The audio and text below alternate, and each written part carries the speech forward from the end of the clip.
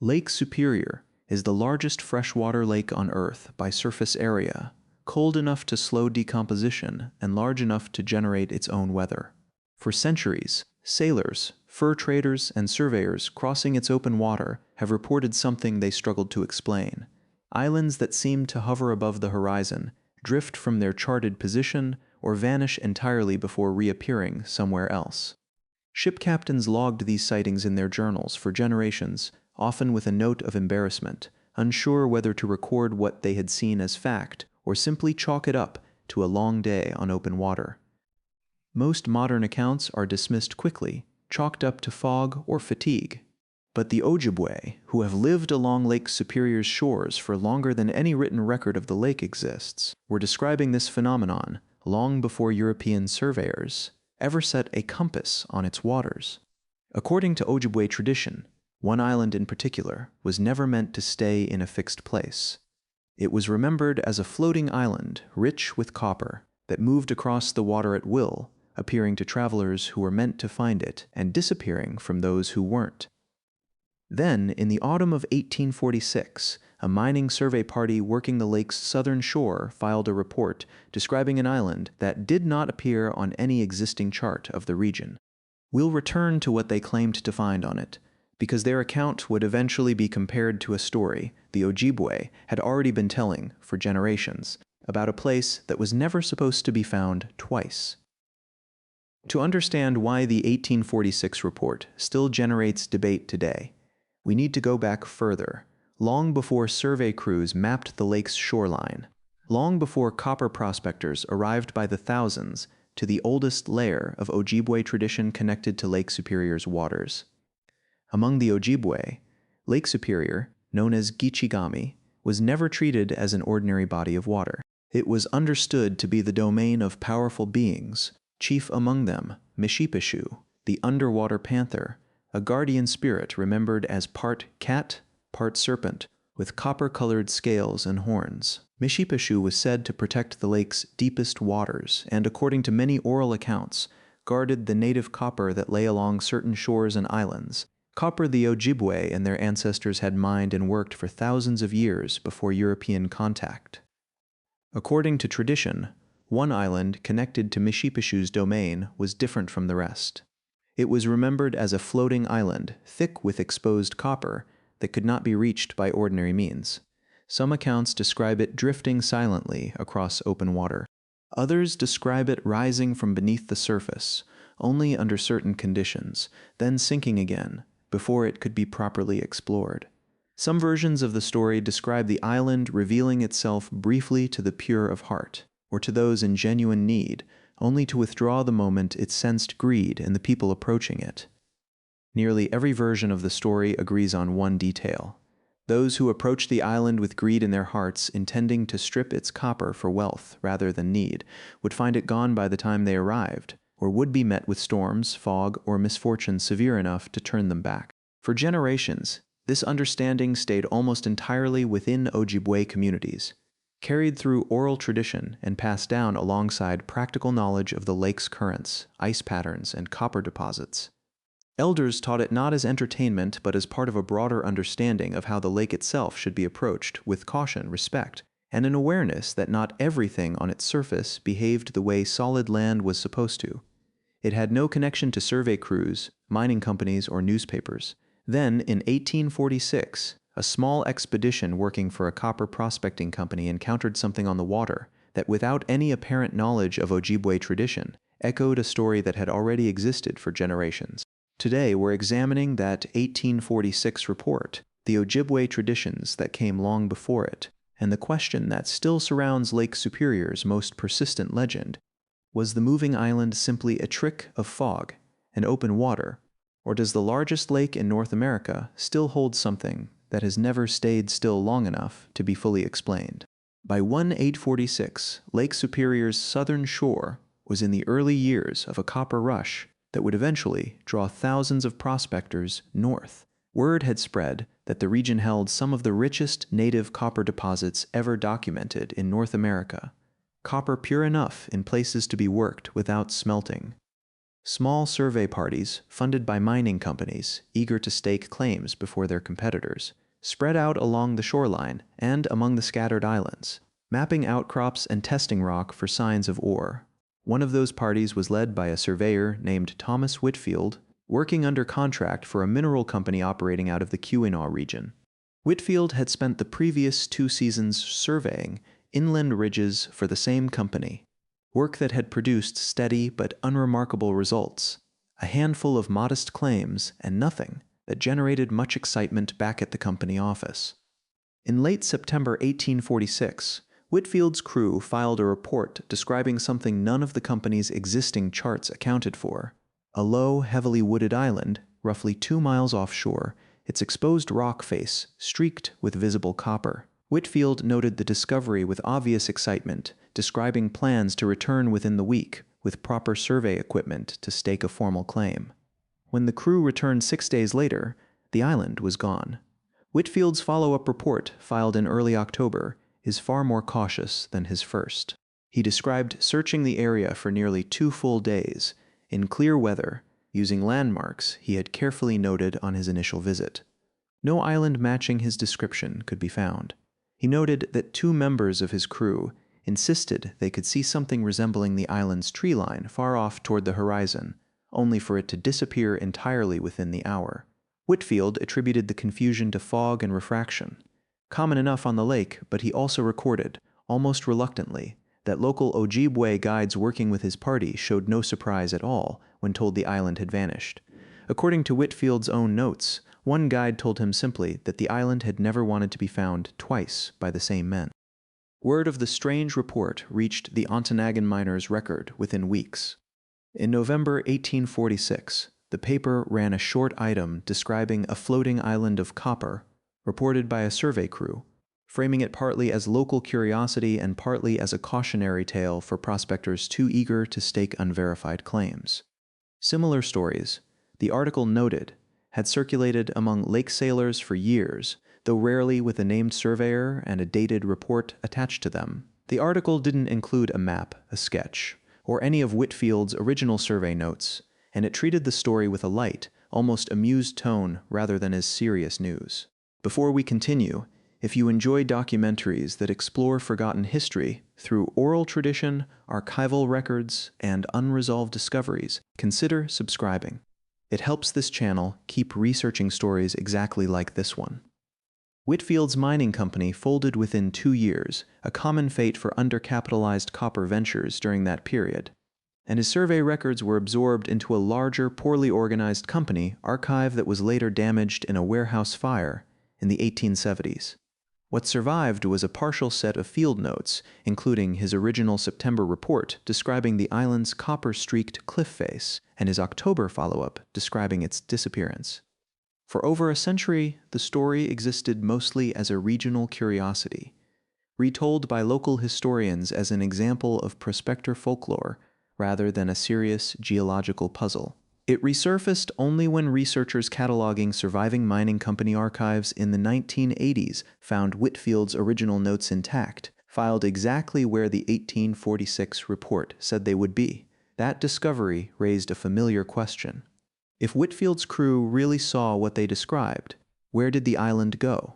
And why did local Ojibwe guides, according to Whitfield's own account, seem entirely unsurprised that a copper-rich island had appeared, then disappeared, within the span of a single week?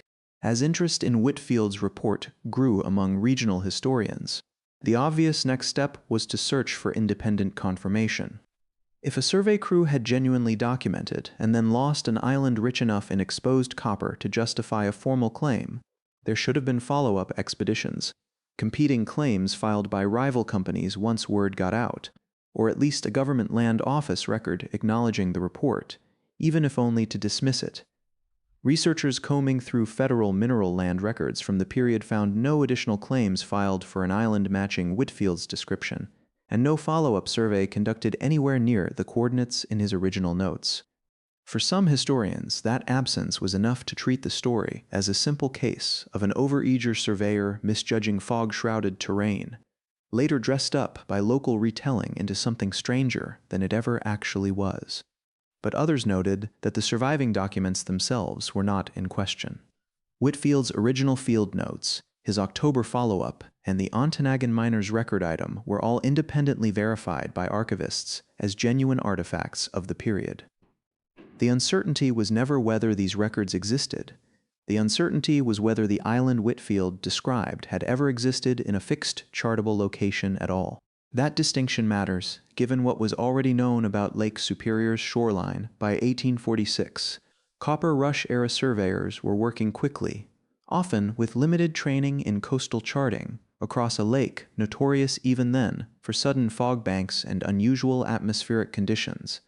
Company owners back east, eager for returns on their investment, pressured field crews to move fast and file claims before rivals could stake the same ground, leaving little time for the kind of careful reverification a stranger report, like Whitfield's, would normally demand. It was entirely plausible for a crew to misjudge a landmark's position by a mile or more, especially working from small boats without modern instruments. That doesn't confirm Whitfield's account of an island that vanished outright. But it does explain why the absence of a follow-up claim doesn't automatically disprove that he saw something real. Some researchers also pointed to a detail buried in Whitfield's own notes that rarely gets mentioned in retellings of the story. Two of his Ojibwe guides, identified only by first name in his records, reportedly refused to return to the area with the survey crew after the island's disappearance, stating that the place belonged to Mishipeshu and was not meant to be claimed by outsiders. Whitfield recorded this refusal with mild irritation, treating it as superstition rather than information. Later historians have been considerably less quick to dismiss it. That reaction becomes especially interesting once placed beside the older Ojibwe tradition it echoes. A copper prospector describes an island rich in exposed ore that appears once, then vanishes entirely, defying every attempt to relocate it. Ojibwe tradition describes a floating copper island, protected by Mishipeshu, that reveals itself only under certain conditions and disappears from those who approach it seeking wealth rather than need. Neither source proves the other. A surveyor's field notes from 1846 cannot confirm a spiritual tradition carried for generations before European contact, and an oral tradition cannot serve as geological evidence for what specific landmass Whitfield's crew may or may not have briefly seen. But the parallel is difficult to dismiss, particularly once you account for the lake itself. Lake Superior is known among scientists for producing unusually vivid superior mirages, optical distortions caused by temperature inversions across cold water, capable of making distant shorelines and islands appear to float above the horizon, stretch upward, or seem to shift position entirely depending on the viewer's angle and the day's atmospheric conditions. These mirages are well documented and continue to be photographed on the lake today. That doesn't prove Whitfield's island was never real, but it does mean the lake has always had a natural mechanism for making solid land appear to move, long before anyone had a word for the phenomenon. Perhaps that is why this story never fully resolved itself in either direction. Not because someone proved the island existed exactly as described, but because the lake itself has never stopped bending the line between what is charted and what only appears to be there. Nearly 2 centuries have passed since Thomas Whitfield's crew watched a copper-streaked island disappear from a stretch of water they had charted only days earlier.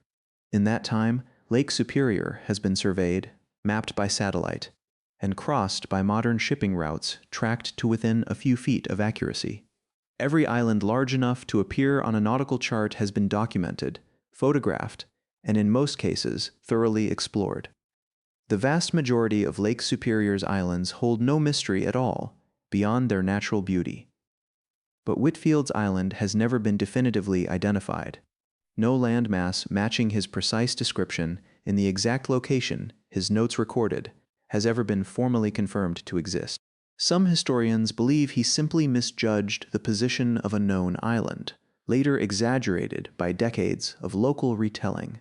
Others point out that no known island in the region matches the specific copper-streaked cliff face he described in such careful, almost technical detail for a man who had no obvious reason to embellish it. That unresolved status has kept the story alive in a quiet way, mostly among Great Lakes historians, copper country researchers, And more recently, people who encounter Whitfield's digitized field notes online and find themselves unable to fully explain them away. It continues to return because it asks a question that has never been settled to everyone's satisfaction. If Whitfield's crew simply misjudged a landmark, why did two experienced Ojibwe guides, familiar with that exact stretch of coastline, react as though something specific and already known to them had happened? And if the island was never real at all, why does it match in striking detail? A tradition that existed among the Ojibwe long before any prospector arrived looking for copper. History hasn't provided a clean answer.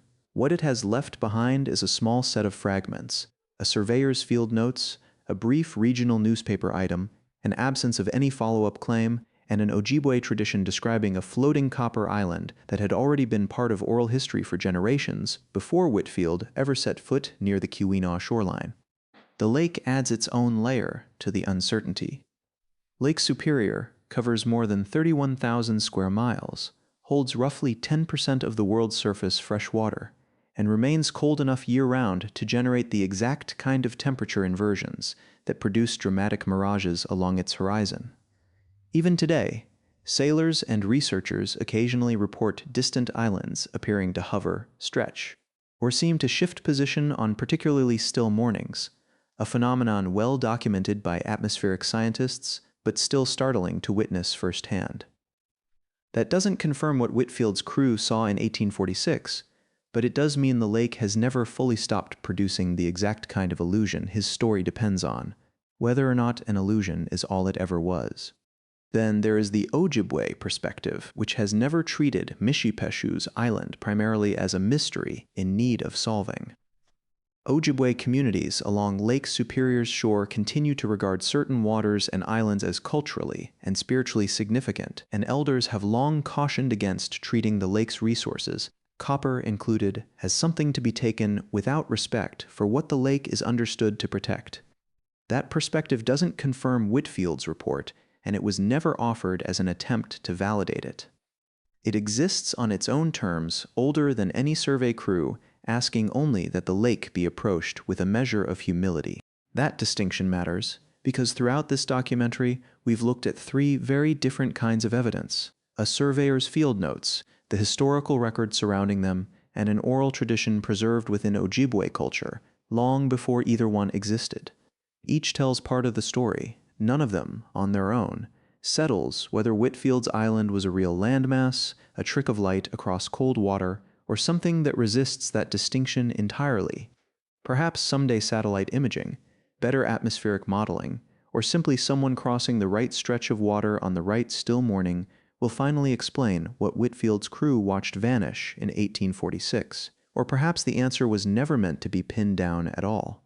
Perhaps it has always existed exactly the way the Ojibwe first described it, a place that reveals itself only when it chooses to, and disappears from anyone who arrives expecting to claim it. Thank you for watching. If you enjoy documentaries that explore forgotten history through oral tradition, archival records, and unresolved discoveries, consider subscribing for more investigations like this one. And before you go, I'd like to hear your thoughts. Do you think Whitfield's report and the Ojibwe tradition of Mishipeshu's island describe two unrelated things? Or could they be describing the same place on the same lake? Let me know in the comments, and I'll see you in the next documentary.